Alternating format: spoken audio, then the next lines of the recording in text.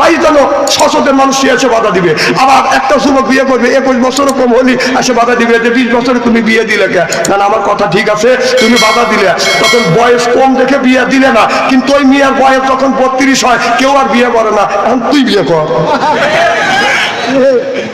ভাই আমি বলতে পারি কিনা?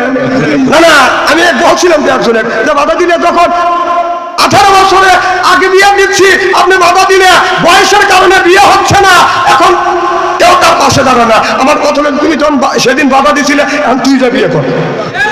ও বিয়ে বাধা দেওয়ার সময় দিবার পারো, আর এখন বিপদে পড়ছে, বয়সের কারণে বিয়ে হচ্ছে না, আর কেউ তার সামনে দিয়ে যায় না। যেহেতু ঘটক যায়, যা যদি শোনে যে চেয়ারম্যান সাহেব ওই মেয়ের বিয়ের বাধা দিছিলেন, এখন মেয়েটা কেমন? মেয়ে ভালো কিন্তু বয়স কিন্তু বেশি। আমার ভাইয়েরা, মুসলমান ভাইয়েরা, আল্লাহর হাবিবের পিয়ামতের ভালো করে লক্ষ্য করে শুনে না বলে নিয়ে কথা শুনতে হবে। হযরত লোকমান আলাইহিস সালাম তার সন্তানকে বলে, ইয়া বানাই বুনাইয়া, ও বাবা আকিমুস সালাহ, বাবা নামাজ কাজা করিও না, নামাজ কাজা করিও না বেটা, নামাজ কাজা করে না। ও বাবা, তুমি যদি পাপ করো, অন্যায় করো, তোমার এই পাপটা যদি কোনো অন্ধকারে যদি পাপ করো বেটা, এই পাপটা কিয়ামতের ময়দানে আল্লাহর সামনে হাজির করে দিবে। এবার বেটাকে সুন্দর করে বুঝ দিচ্ছে, বেটা তুমি নামাজ কাজা করো না। আমরা যারা বাবা আছি কোনোদিনও সন্তানদেরকে বলি না বেটা তুমি নামাজ কাজা করো না, বিবিকে বলি না বিবি কেন তুমি নামাজ পড়ো না, মিয়াকে বলি না মা কেন তুমি নামাজ পড়ো না। এটা কিন্তু আপনি গার্জিয়ান হিসেবে আপনার কিন্তু নৈতিক দায়িত্ব আছে। এবার লোকমান আলাইহিস সালাম বলে, ইয়া বুনাইয়া আকিমুস সালাহ, বাবা নামাজ কাজা করো না। চিল্লাকান আল্লাহু আকবার। হযরত লোকমান আলাইহিস সালামের ছেলে বলতেছে, আব্বা আমাকে কিছু টাকা দাও, আমি ব্যবসা করব। তো বাবা বলল, বাবা আমার কাছে তো টাকা নাই, তবে আমার একটা বন্ধু আছে অমুক দেশে, সেই বন্ধুর কাছে যাও, আমি অনেক কয়টা টাকা পাবো, স্বর্ণ অলংকার পাবো, তিনি যদি দেয় ওখান থেকে ওই টাকা যদি দেয় নিয়ে এসে ব্যবসা করে খাবো। তো ছেলেটা বলল, বাবা তাহলে আমার বিয়ে দেওয়া, আমি যাই। তো বললো, বাবা যাও, তবে একটা কথা শোনো। যাইতে যাইতে একটা বটের গাছ পাবে, বটের গাছের ওখানে যখন বসবে একটা মুরব্বীর সাথে তোমার দেখা হবে, মুরব্বী যা বলবে সেই কথা তুমি শুনবে, তোমার মঙ্গল হবে। আর যদি মুরব্বীর কথা যদি না শোনো তোমার অমঙ্গল হবে। আমার কথা কি বুঝতেছেন? আমার ভাইরা, লোকমান আলাইহিস সালাম এই কথা যখন বললেন, লোকমান আলাইহিস সালামের ছেলে বাজান 2 রাকাত নফল নামাজ পড়িয়া, আমার ভাইরা আমার নামাজ পড়ি আল্লাহর কাছে হাত তুলে মোনাজাত করে বলে, আল্লাহ আমি যাচ্ছি বিদেশে, আল্লাহ আমি বাণিজ্য করব, ব্যবসা করব, বাবার ওই টাকা উদ্ধার করবার জন্য আমি যাব, কিন্তু বাবা বলেছে আপনার রাস্তার ভিতরে অনেক বিপদ আসতে পারে। আর যাবার সময় বাবা বলেছিল, বেটা তুমি নারীর প্রেমে পড়ো না, নারীর প্রেমে বলে বাবা তুমি কিন্তু ধ্বংস হয়ে যাবে।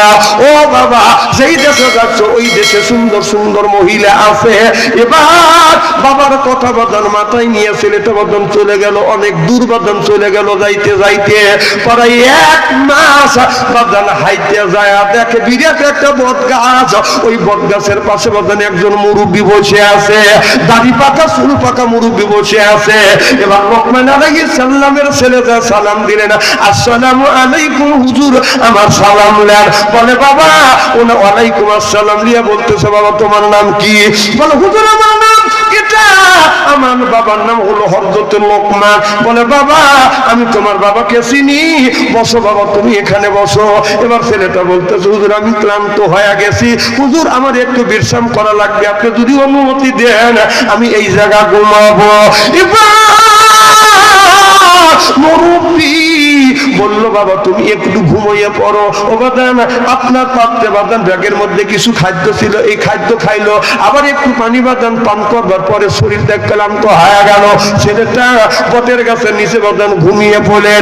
ঘুম থেকে জেগে দেখে এই ছেলেটা যখন বাদান ঘুমিয়ে পড়ছে, কিন্তু ওই আপনার বটের গাছের ভিতর থেকে বাদান বিরাট একটা জোগাড় সাপ বাদান আস্তে আস্তে আস্তে আস্তে হযরত লোকমান আলাইহিস সালামের ছেলেকে বাদান ধ্বংস করবার জন্য ওই যে মুরব্বী বসে আছে। মুরব্বী মনে মনে চিন্তা করতেছে, এই ছেলেটা তো আমার কাছ থেকে অনুমতি নিয়ে ঘুমাচ্ছে। আমাকে বলছে, চাচা আমি একটু ঘুমাই, যদি আপনি অনুমতি দেন। আমি অনুমতি দিছি। এই ছেলেটা ভাবছে আমি ছেলেটা ঘুমাইবে আর আমি পাহারা দেব। আর এই অবস্থা সাপটা যদি ধ্বংস করে তাহলে আমি আল্লাহর কাছে আসামি হয়ে যাব।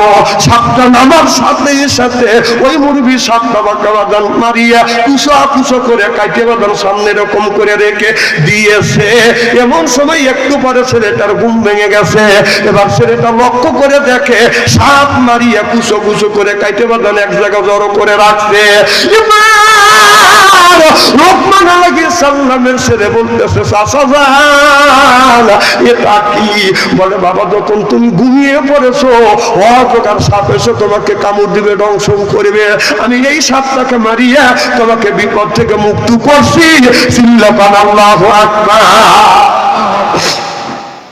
এবার মুরব্বি বলে, বেটা তুমি কোথায় যাবা? বলে, হুজুর অমুক দেশে একটা লোক আছে, এই লোকটার কাছে আমার আব্বা আপনার 100 দিরহাম টাকা পাবে, স্বর্ণের টাকা পাবে। এই জন্য আব্বা বলছে তুমি রাস্তা দিয়ে যাবে, ওই জায়গা যায় ওই লোকের কাছ থেকে টাকা আনিয়ে এই টাকা দিয়ে তুমি ব্যবসা বাণিজ্য করিবে।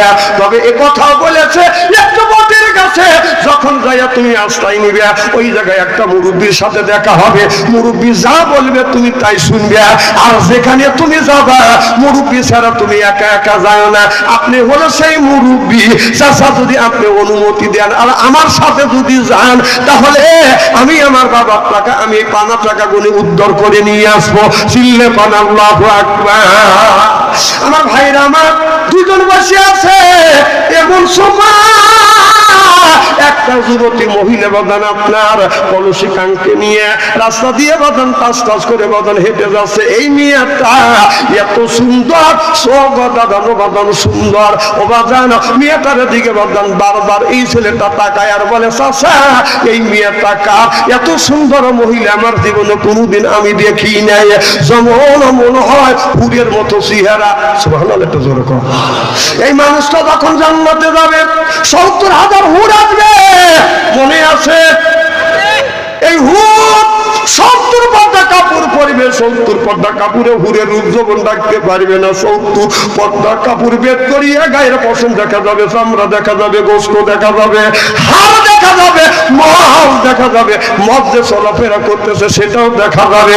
70 পর্দা কাপড়েও হুরের রূপ যৌবন বাদন রাখতে পারবে না। আর আমাদের পুরো নামে কিছু মহিলা আছে সব কামিজ লাগাইয়া রাস্তা দিয়ে যায়, পায়ে পরে হাই হিল করতেছে, কিল ঠোঁটে লাগা লোককে পিস যুবকের বোরখা ছাড়া চলে, পেটও খালি পিঠও খালি। আমি হিসাব করে দেখলাম ওই মেয়েটা অরিজিনাল শয়তানের স্বামী। যুবকের হাতে তালি জেনে না অলি গলি জোরপান ঠিক কিনে। আমার ভাইরা আমাদের দেশের মেয়েরা শর্ট কামিজ লাগাইয়া ওড়না উড়াইয়া রাস্তা দিয়ে যায় আর বলে, এই যে আমাদের দেখো, আমাদের দেখো, দুনিয়া ভুলে যাবে, হায় দুনিয়া ভুলে যাবে। Wow wow wow. বাংলাদেশের হুরেরা সেই যুবকের ভিতরে দুইটা জিনিস আছে। ইন্নাল্লাযিনা আমানু, ইন্না মানে নিশ্চয়ই আল্লাযিনা যাহারা ঈমান আনবে ওই আল্লাহর উপরে, ওয়া আমিলুস সলিহাত, আর যারা নেক কাজ করবে। 1 নাম্বার ঈমান আর 2 নাম্বার নেক কাজ করবে। আল্লাহ বলে কানাত লাহুম জান্নাতুল ফিরদাউস নুজুলা। আল্লাহু আকবার। 1 নাম্বার ঈমান থাকবে আর 2 নাম্বার যার ভিতরে নেক কাজ আছে, এই লোকটাকে সব নামাজ পড়িয়ে ইমানদার যুবকের কোনোদিন ঈমান নষ্ট করা সম্ভব না। চিল্লাকান আল্লাহু আকবার। আর কোরআনের আলো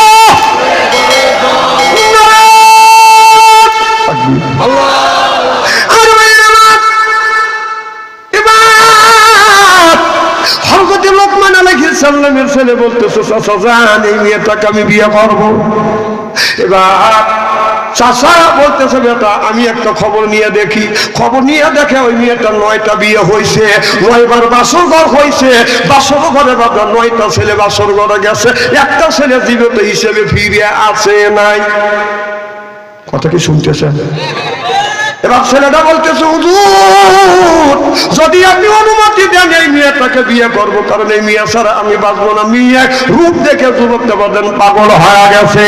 এবার চাচা বারবার বুঝাচ্ছে বাবা এই যে রাজার মেয়ে একবার না দুইবার নাই 9টা বিয়ে হয়েছে, স্বামী নিয়ে বাসর ঘরে গেছে, আপনার বাসর ঘরে গেছে, লাশ হয়ে বাজান বের হয়েছে, একটাও মানুষ বাসে নাই। বাবা তুমি সেই মেয়েটাকে বিয়ে করতে চাও?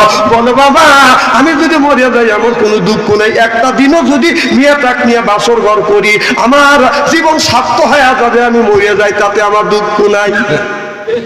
আমাদের দেশে যুবকরাও আছে মরিয়ে যাই যাবো, ওকে আমি বিয়ে করেই ছাড়বো।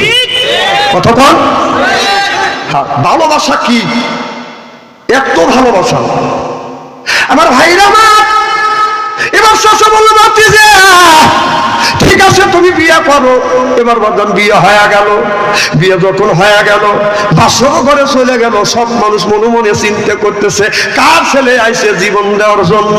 এবার ছেলেটা যখন বাসর ঘরে যাবে, এবার চাচা বলে বেটা তুমি যখন বাসর ঘরে যাবে, বিবি যখন ঘুমাইবে, বিবি যখন তোমাকে কাছে ডাকবে তখন বলবে বিবি আমি একটু বাইরের থেকে আসি, আমি একটু পেশাব করবো, আমি ইস্তেঞ্জায় যাব। তখন তো ইস্তেঞ্জা ঘরের মধ্যে ছিল না, টয়লেট ঘরে ছিল না, বাহিরে ছিল। এবার তুমি এই কথা যখন বলবে তুমি বদনায় একটু পানি নিয়ে বাবা বদনাটা নিয়ে তুমি আমার কাছে দেখা করবে। এই তখন বলে দিল যুবকটা বিয়ে করে বউ নিয়ে যখন বাসর ঘরে বাদাম চলে গেল, বাসর ঘরে যাইয়া কোনো ব্যক্তি বাদাম 2 রাকাত নামাজ পড়িয়া স্ত্রীর সাথে যদি সুমো দেয়, সুমো দিয়ে 2 রাকাত নফল নামাজ পড়িয়া আল্লাহর কাছে যদি মোনাজাত করে, আপনার স্বামী স্ত্রীর জীবনের শুরু থেকে বাসর ঘরে আগ পর্যন্ত সগীরা গুনাহ আল্লাহ মাফ করে দেয়। যেরকম সুবহানাল্লাহ। বাসর ঘরে যাইয়া যারা যে যুবক তোমরা যারা বিয়ে করো নাই এদিক তাকাও, বাসর ঘরে যা 4টে চুমো দেওয়া লাগবে। হাদিস শরীফের মধ্যে আসছে কুব্বালাতি খাতনি কুব্বালা দিয়ে দি কুব্বালা দিয়ে আসবি কুব্বালা দিয়ে আইনা আইনি। বাসর ঘরে যাইয়া স্ত্রীর 4টা অঙ্গে চুমো দিয়ে 2 রাকাত নামাজ পড়িয়া যদি আল্লাহর কাছে যদি মোনাজাত করো, স্বামী স্ত্রীর জীবন শুরু থেকে বাসর ঘরে রাখ পর্যন্ত স্বামী স্ত্রী যত সগীরা গুনাহ করবে সব গুনাহ আল্লাহ মাফ করে দিবে। যেরকম সুবহানাল্লাহ। পুরা মানুষ সুবহানাল্লাহ করবে কি? এরা চিন্তা করে আমাদের বাসর ঘর কাজ হওয়া গেছে, এই কাম তো আমরা করি নাকি না বলতেই পারো কি কর না না আপনাদের আল্লাহ একটা সুযোগ দিচ্ছে। সুবহানাল্লাহ যেরকম আপনাদের সুযোগ হলো ঈদুল আজহা আগের রাত্রিতে, আজকে রাত সকালবেলা ঈদ হবে। আজকে ঈশান নামাজ পর থেকে গরুর গলায় ছুরি দেওয়ার আগ পর্যন্ত স্বামী স্ত্রী আপনার বিবির 4টে অঙ্গে চুমো দিয়ে 2 রাকাত নফল নামাজ পড়িয়া আল্লাহর কাছে যদি দোয়া করেন, তাহলে স্বামী স্ত্রীর এই কোরবানির পর থেকে ওই কোরবানির গরুর গলায় ছুরি দেওয়ার আগ পর্যন্ত অর্থাৎ 1 বছরের গুনাহ আল্লাহ মাফ করে দিবে। সেই চুমো কোন জায়গা দেওয়া লাগবে কথা আমার কাছ থেকে শুনে দেওয়া লাগবে। কুব্বালা দিয়ে খাতনি কুব্বালা দিয়ে দি কুব্বালা দিয়ে রেজবি কুব্বালা দিয়ে আইনা আইনি। সুবহানাল্লাহ একটু জোর কর। কিন্তু সেই সুমাটা আপনার বিবির অঙ্গের শরীরের মধ্যে কোন কোন জায়গা আছে এটা ইমামদের আলেমদের কাছে শোনা লাগবে। আন্দাজে যা তা জায়গা চুমো দিলে চলবে না। হ্যাঁ চুমো দেওয়ার জায়েজ আছে। তুমি যখন ওই উল্লাপাড়া শহরে যাবে বিবিকে ডাক দিবে, বিবি আসবে, যে আসবে জরা ধরে কপালে একটা চুমো দিবে, একটা ওমরা হজর সব আল্লাহ মোলামা লিখে দিবে। সুবহানাল্লাহ একটু জোরে কর। এই যে আমরা যখন আসি যতই লোকজন থাক একটা ট্রেনিং দেওয়া আছে, এরকম করে চোখ টিপ দিই বিবি চলে আসে। আচ্ছা কিয়ামতের ময়দানে আল্লাহ হাত যে কথা বলবে এটাকে বিশ্বাস হয়? আল্লাহ বলেছে অতকাল্লিমুনা আইদিহিম, মুখের জবান বন্ধ হওয়া যাবে, হাত কথা বলবে, চোখ কথা বলবে, পা কথা বলবে। আমি এই ওয়াজটা করছি, একদিন একটা লোক বলতেছে হুজুর এই দিনে বলে মানুষের কত টাকা দেন আপনি, হাত তুলে কথা বলতে পারে?